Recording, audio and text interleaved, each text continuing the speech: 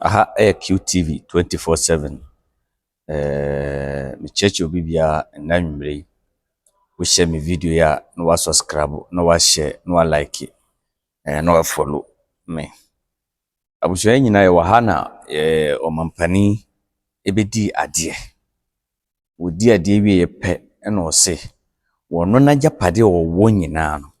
Obedi declare access. Wa tabre ne nyina de agu nkrata so. De bre ewiase se na japade nyina ni mpo dachi okwotena a obi mbekase wakowia japade wi na woba na woni wi na wi na wo oyedanya wi na ministers nyina obia amfa na access mbra ministers ni nyina obi amfa na access mbra o kan ye na ode tudwa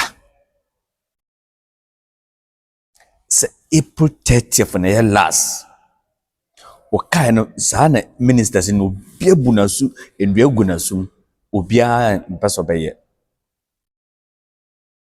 enanansa wasa declare the same access ne say asam na okai no ministers na mfa anya adwuma and there on the 7th May wa want me amfa access nyina amba minister wa want me amfa access nyina amba no wan kasa terminate ho automatically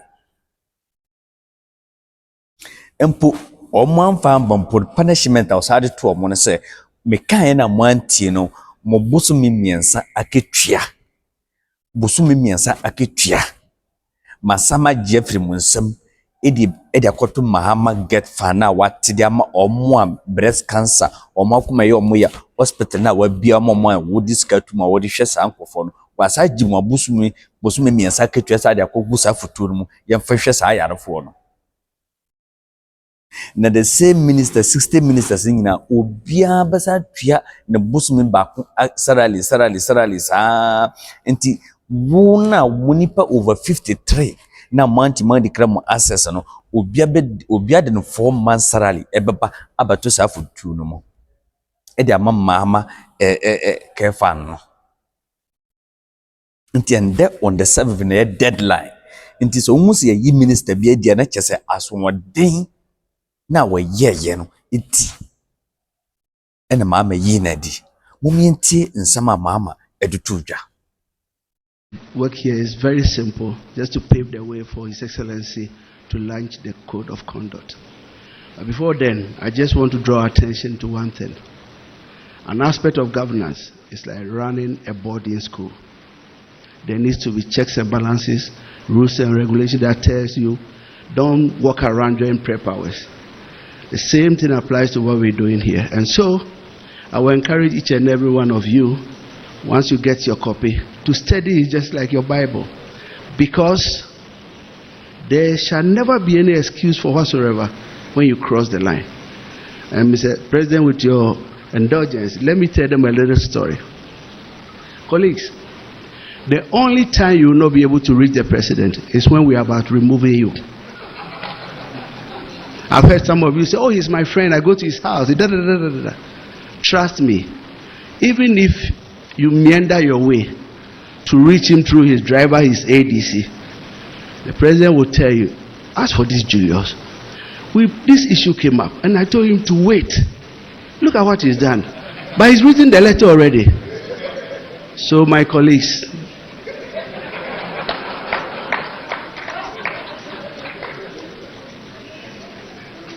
please, I wish we are never going to have that bad experience for removing any one of you. But don't forget that if you play ignorance, it's never an excuse. On that note, I wish you all the best. Do your best. Let's make the president look good in the eyes of Ghanaians. Thank you.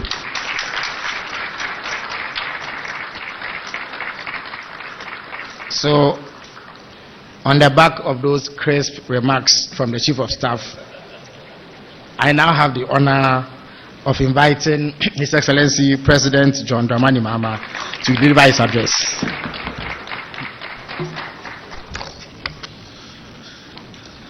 Thank you very much. Many of you have not seen the code of conduct yet, don't have a heart attack when you receive your copy. Ministers of State, Deputy Ministers, members of the Council of State, presidential staffers, head of agencies, distinguished guests, ladies and gentlemen. In my 120-day social contract with the people of Ghana, I pledged to restore discipline, integrity, and accountability into our governance. Today, we're taking an important step towards fulfilling that promise with the official launch of the Code of Conduct for Political Appointees. This code represents a bold declaration of the standards we must uphold as servants of the public. It reflects our commitment to build a government that is ethical, responsive, and worthy of the people's trust. Let me be clear. This document is not a ceremonial one. It is a living and enforceable framework that outlines what is expected of every individual appointed under this administration.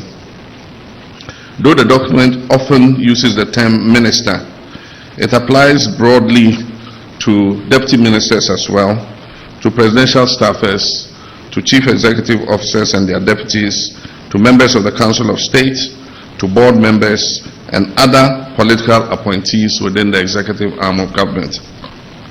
And I include myself. It applies to my vice president, myself, the president, the chief of staff, the executive secretary, all advisors. All of us are bound by this code of conduct. This is a government of shared responsibility, and there will be no sacred cows. Why do we need a code of conduct? Because we must build a new political culture, one that is rooted in transparency, humility, and ethical leadership. Ghanaians deserve leaders who serve with honor and put the public interest ahead of their personal gain. This code is designed to guide our actions and decision-making and to make clear the consequences that will happen when we fall short. Now let me highlight a few key principles and provisions of the code. All political appointees must serve the public with integrity and impartiality, must place the national interest above their personal interest, must avoid misuse of office or state resources, must declare and manage any potential conflict of interest, must eschew opulence, be accountable for every cedi or public money you spend, and be humble in service, measured in language, and respectful to citizens at all times. You are not in office to wield power. You are here to serve the people of Ghana. The second is conflict of interest. Any situation that creates a conflict between your personal interest and your official duties must be avoided or disclosed. This includes holding stakes in companies that deal with government or with your ministries, using insider knowledge for your personal benefits, awarding contracts to entities that are connected to yourself or your close family. If you're a dormant partner in any business engaging with the government, even outside your ministry, you must disclose it in writing to this office. Not through a telephone call, not through a relative. You must submit an official declaration. Failure to do so will result in disciplinary action.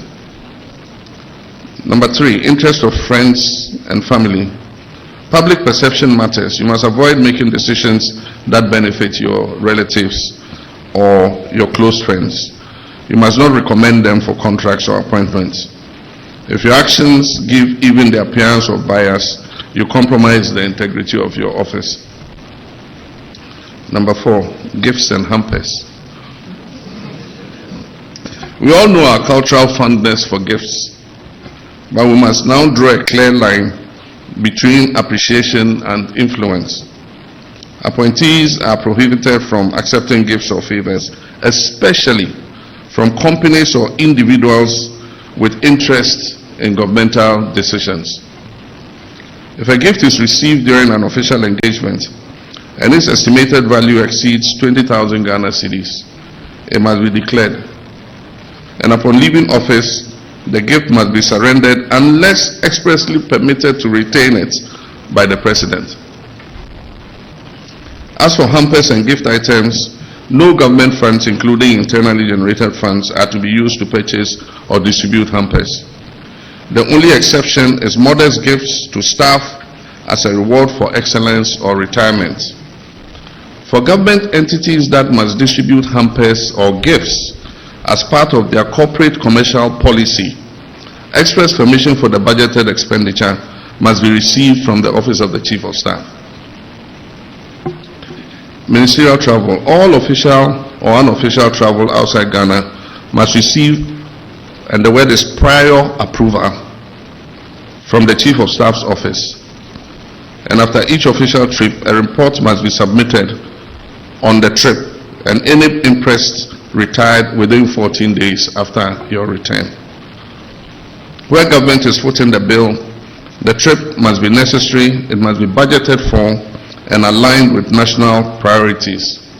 Retroactive approvals will no longer be entertained. Prohibition on purchasing state assets.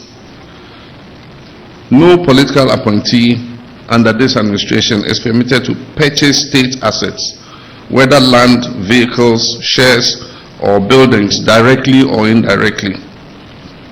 If you attempt to do so and you are found out, your appointment will be terminated. We are here to protect the national interest, not to help ourselves to the national purse. Sanctions for violation. The code sets out consequences for breach, public apology, from public apology to reprimand, to suspension, to resignation, or ultimately termination. Let me assure you that these sanctions are not cosmetic, they will be enforced.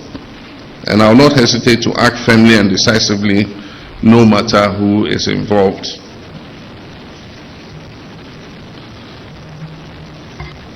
Kindly do not put me in a position where I have to make that drastic choice. Because when it comes to protecting the integrity of this government, I will not compromise. Citizen engagement and reporting. Accountability does not end at the walls of this room and in just one code of conduct. I invite the citizens of Ghana to play a role in monitoring compliance of this code. A portal will be created for the public to report suspected breaches with guarantees of confidentiality and impartial investigation.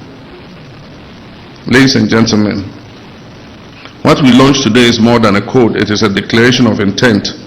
It is the foundation of a new ethos in public service, one that values ethics over expediency, duty over indulgence, country over self. We are here to serve and will serve with honor. On the 18th February 2025, I set a deadline of 31st March 2025 for all appointees who are taking office or being nominated at the time to declare their assets. An update provided by the Auditor General to my office indicates that some of you failed to meet that deadline. For all those who are appointed or nominated before 31st March 2025 and failed to meet the deadline, you are to forfeit 3 months of salary to be donated to the Ghana Medical Trust Fund, named after me, Mahama Cares. In addition to 1 month's salary that I've asked all appointees to donate to the Mahama Cares Trust Fund. So it means that those who omitted to declare assets by the date, you are paying 4 months' salary to Mahama Cares.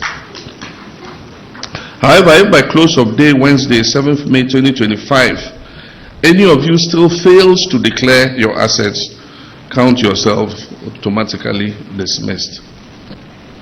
The assets declaration regime is an important mechanism to check corruption and abuse of office, and it must be respected by all.